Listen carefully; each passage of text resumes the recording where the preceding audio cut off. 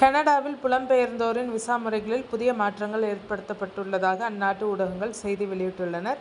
இந்த நிலையில் புலம்பெயர் மக்களை கட்டுப்படுத்த கனடா மேற்கொண்டுள்ள சமீபத்திய நடவடிக்கைகள் பல்லாயிரக்கணக்கான வெளிநாட்டு மாணவர்களுக்கு பாதகமான விளைவை ஏற்படுத்தக்கூடும் என தெரிவிக்கப்படுகிறது.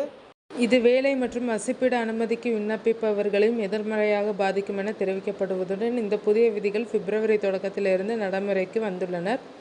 அத்தோடு கனடிய எல்லை அதிகாரிகளுக்கு மாணவர்கள், தொழிலாளர்கள் மற்றும் புலம்பெயர்ந்தோரின் விசா நிலையை எந்த நேரத்திலும் மாற்றுவதற்கு தடையற்ற அதிகாரங்கள் வழங்கப்பட்டுள்ளது. இந்த நிலையில் புதிய குடிவரவு மற்றும் அகதிகள் பாதுகாப்பு விதிமுறைகளின் கீழ் கனடிய எல்லை பணியாளர்கள் தற்காலிக வசிப்பிட ஆவணங்களை மறுக்க அல்லது நிராகரிக்க தற்போது அதிகாரம் பெற்றுள்ளனர். அதாவது பணி அனுமதி மற்றும் மாணவர் விசாக்கள் உள்ளிட்ட அத்தகைய ஆவணங்களை தற்போது எல்லை அதிகாரிகள் ரத்து செய்யலாம்.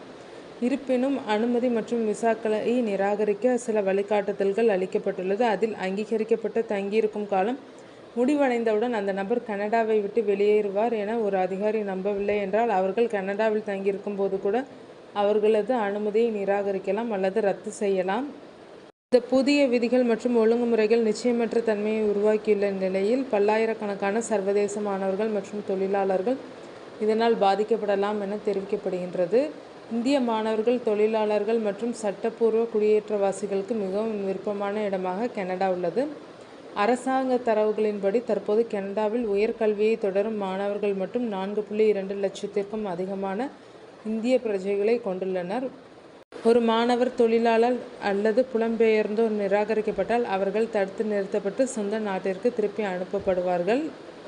அத்தகைய நபர் ஏற்கனவே கனடாவில் படித்து பணிபுரியும் அல்லது வசிக்கும் போது அனுமதி ரத்து செய்யப்பட்டால் குறிப்பிட்ட தேதிக்குள் நாட்டை விட்டு வெளியேறும்படி அவர்களுக்கு அறிவுறுத்தப்படும் என தெரிவிக்கப்படுகின்றனர்.